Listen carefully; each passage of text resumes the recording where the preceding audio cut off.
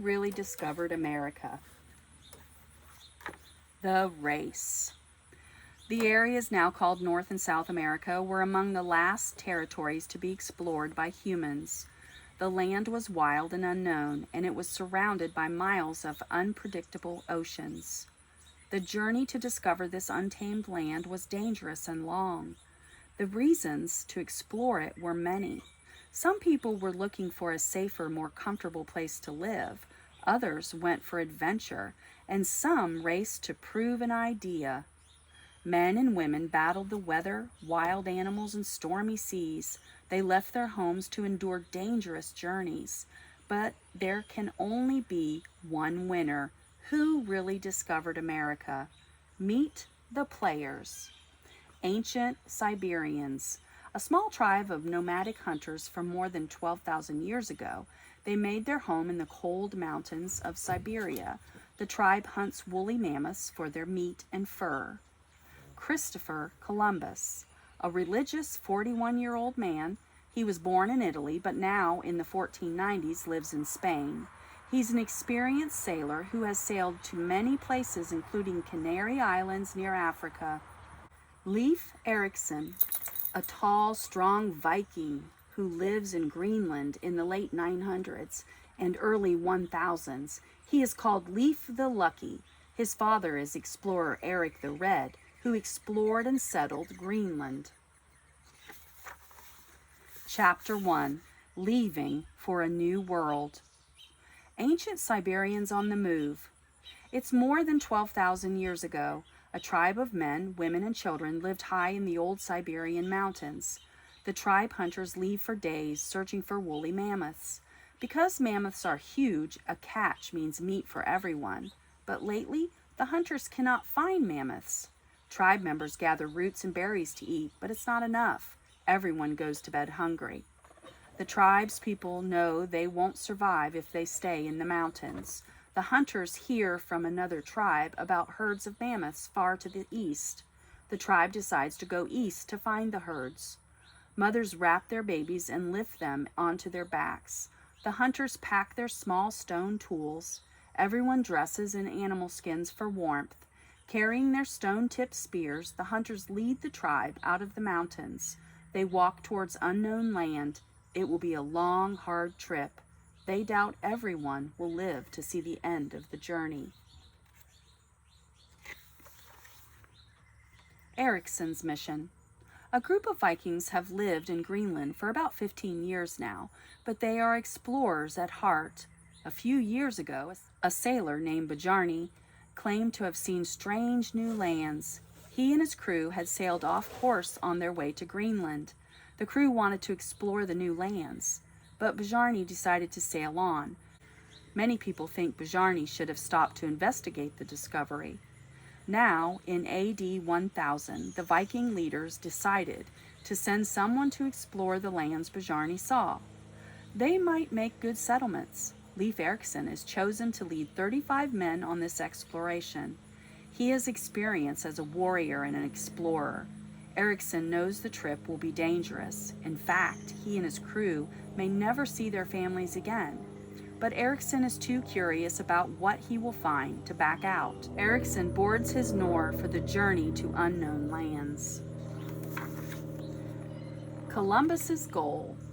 In 1492 in Spain, Christopher Columbus is not looking for a new land. Instead, he thinks he can find a quicker way to get to an old one. He believes it's possible to sail west from Europe to China instead of walking east over land. Exotic spices and rare silk come from China. People pay lots of money for those things. He will be rewarded well if his ideas are right, but he had a hard time convincing others his plan will work. Columbus asked leaders in Portugal, France, and England to pay for his trip. They all refused. For the last 5 years, he's asked the King and Queen of Spain for help over and over. Now, in April 1492, they have finally agreed to pay for his voyage in return for most of the riches he promises to find. They give him 2 ships, the Nina and the Pinta. Columbus buys a 3rd ship himself, which he names Santa Maria. He hires a crew of 90 men to sail with him. Certain of success, Columbus boards the Santa Maria to begin the journey of a lifetime.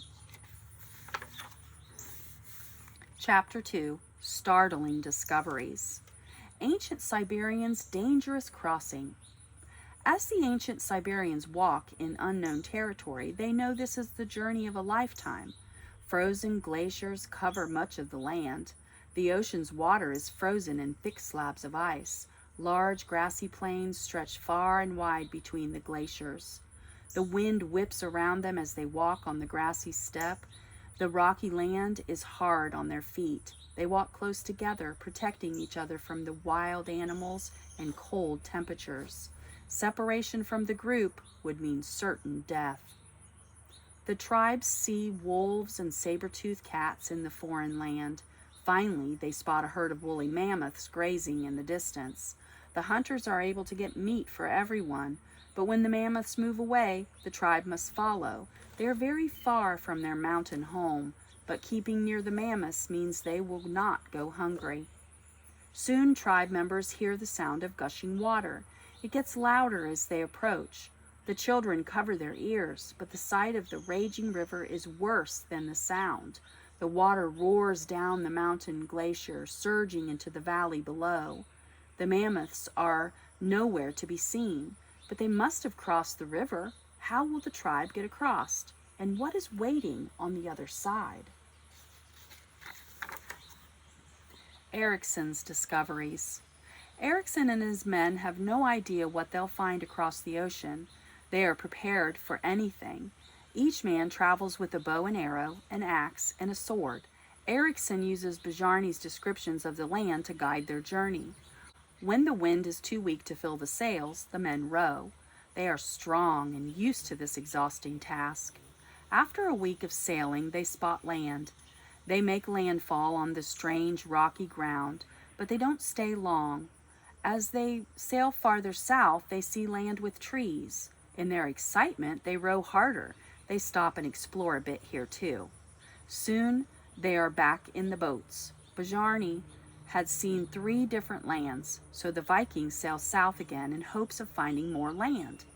2 days later, they come upon a beautiful island. The landscape is lush and green.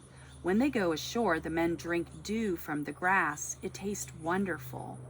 The island is amazing, but winter is coming. Ericsson must make a decision. If they want to return to Greenland, they must leave now to beat the stormy winter seas. If they stay on the island, they can return to Greenland with a full report in the spring. But spending the winter here means being away from their families even longer, and they have no idea what weather they will have to survive if they stay. Ericsson must decide what to do quickly. Columbus's surprise. At sea, Columbus faces a decision that could destroy any hope of achieving his goal. The ships have sailed quickly through the calm ocean. They have traveled very far. In fact, the crew thinks they've gone too far. No other ship has gone so long without seeing land.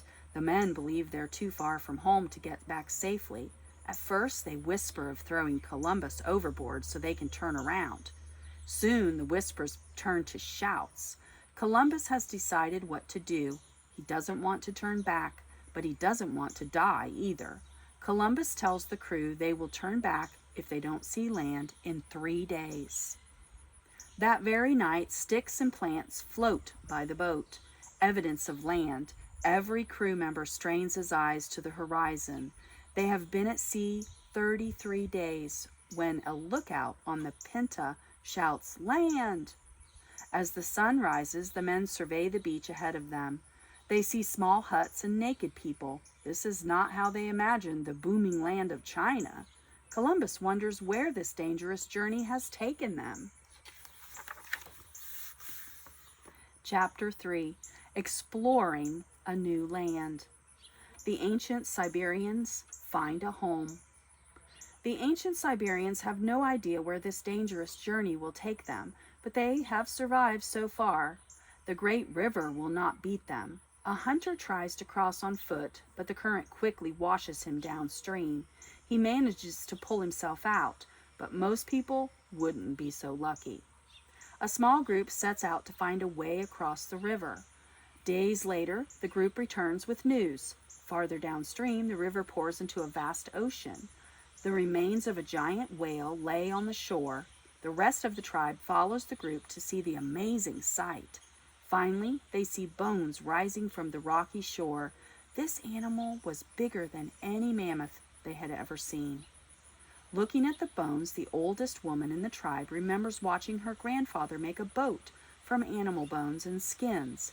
If they could make a boat with these bones, they could float across the water. The rest of the tribe has never seen a boat, but this is the best idea they have. They use the whale's ribs as the boat's frame. Then they stretch the walrus hides over the ribs. Carefully, they test the skin boat. It works. Soon, they make enough boats for everyone. The tribe sails south along the foreign coast. They search for a place to settle. On the way, they stop at areas that have escaped the ice. There, they find plants and small animals to eat. Eventually, the tribe discovers that whale and seal are good substitutes for mammoth meat. They decide to settle near the ocean. The tribe has found a new and plentiful place to live.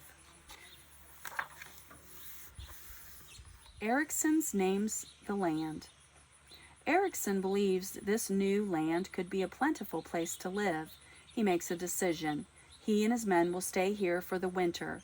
They come to explore, and that's what they will do. The Vikings built large wooden houses for protection and warmth. They eat salmon, berries, and herbs. The winter isn't too cold. They are able to explore hundreds of miles of territory. Erickson doesn't think anyone else has ever been here. He decides to name this new land. He calls it Vinland, for the wild grapes that grow here. When winter is over, the Vikings prepare to return home. They cut down trees and collect grapes. They load these things into the Norse and set sail. When they arrive, the Greenland colonists are excited about new sources of timber and grapes for making wine.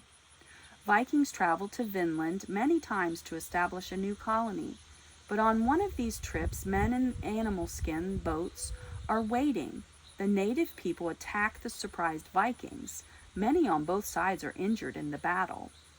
The Vikings and natives battle many times over the land. The Vikings don't know where the natives come from, but they don't want to live in fear of attack. Finally, the Vikings abandon hope of settling Vinland and return to Greenland.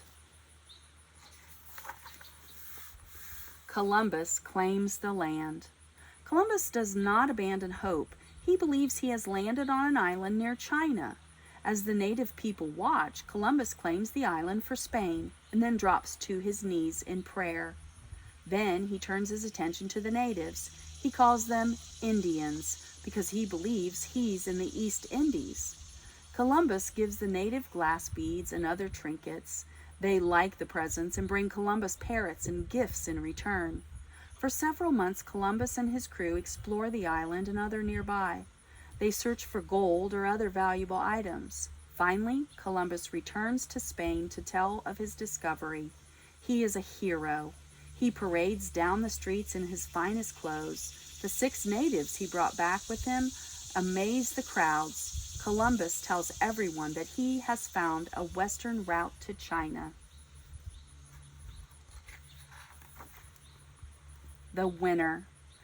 3 separate groups landed on American soil at 3 different times in history. So who really discovered America? The winner is the ancient Siberians.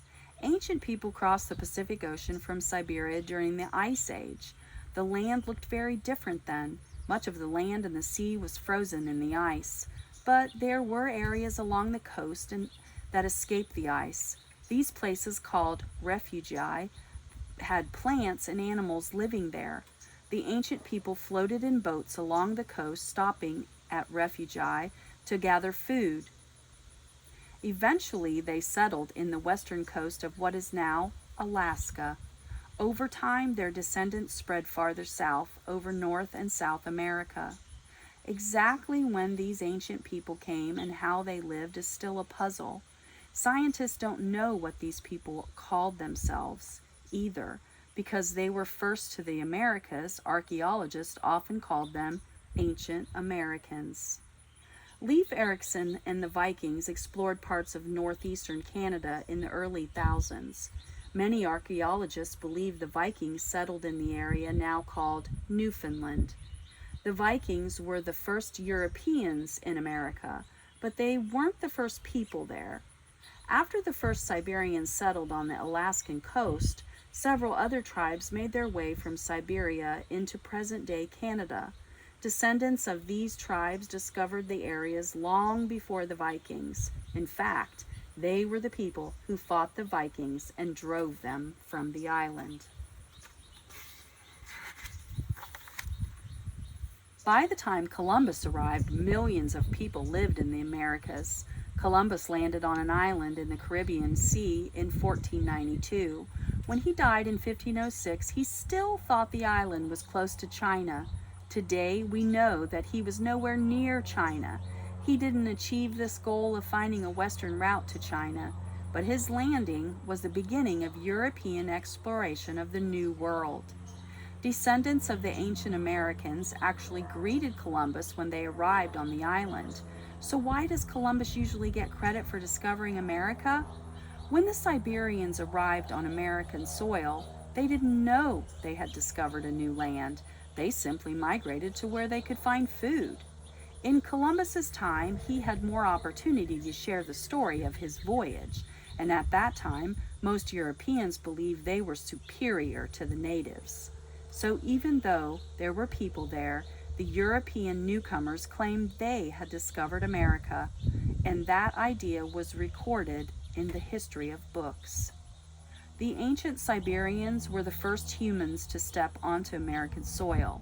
However, we only know their story through discoveries of the tools and the bones. Archaeologist sites continue to give clues about these ancient people. So, the race to discover America is over, but the race to learn about the people who discovered it continues today.